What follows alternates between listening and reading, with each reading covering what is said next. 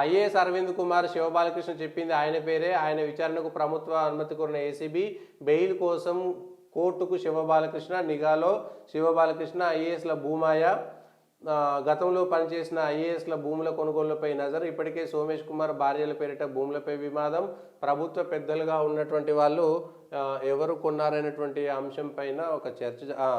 IAS అరవింద్కు notice question mark. నిన్న సోమేషు నేడు రజతు మరో మాజీ ఐఏఎస్ ఆస్తులపై చర్చ. మహబూబ్నగర్ జిల్లాలో 52 ఎకరాలు ఉంటే ఆయనతో పాటు ఫ్యామిలీ పేరుతో తాజా పరిణామాలతో అమ్మేందుకు రెడీ. ఐఏఎస్ అధికారులు నిజంగా ఎంతో కష్టపడితే కానీ ఐఏఎస్ రాదు. సివిల్స్ కష్టపడి దానికి ట్రైనింగ్ తీసుకొని వచ్చిన తర్వాత ఆస్తులు కూడబెట్టడం కోసం అప్పుడున్నటువంటి ప్రభుత్వం ఒత్తిడి చేయొచ్చు. మీకు వచ్చేటువంటి జీతం వస్తుంది కాబట్టి ఆ పోస్ట్ కాకపోతే ఇంకో పోస్ట్ చేయొచ్చు.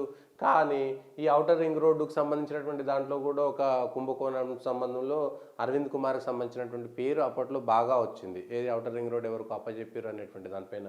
ఈ రజత్ కుమార్కి సంబంధించినటువంటి వాళ్ళ కూతురు పెళ్లి అప్పుడు ఈ నీటిపారుదల శాఖ కార్యదర్శిగా ఏదో పనిచేసినప్పుడు రజత్ కుమార్కి సంబంధించినటువంటి అంశంలో కూడా చాలా పత్రికల్లో వచ్చింది. దీనికి సంబంధించి అప్పుడున్నటువంటి కేసీఆర్ సర్కారు వీళ్ళను కాపాడింది అనేటువంటిది ఆరోపణలు వచ్చినాయి. సో కేసీఆర్ సర్కారు వీళ్ళను వాడుకొని సర్కారు లబ్ధి పొందింది. సర్కారు అవసరం కోసం వీళ్ళు ఆ పనులు చేసి వీళ్ళు కూడా లబ్ధి పొందారు అనేటువంటి అంశం వస్తుంది. కాబట్టి ఐఏఎస్ల పనితీరు పైన ఇప్పుడు ఒక చర్చ వస్తుంది.